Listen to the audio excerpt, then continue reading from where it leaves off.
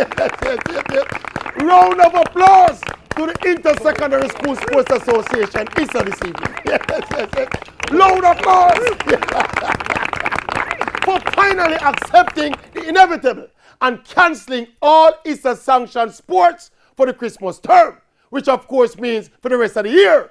And this includes the ever-popular schoolboy football. And look, we feel it dearly for all the student athletes, especially for the young ballers, and especially those in their final year of school.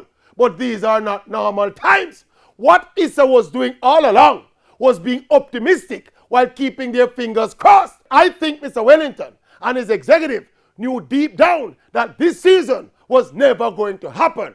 If big professional and semi-professional sports turning around billions of dollars have been cancelled all over the world, how we in Jamaica want to keep Manning Cup and D Cup? And with the latest spike in the COVID cases and the other spike expected from the dub plate clash on September 3,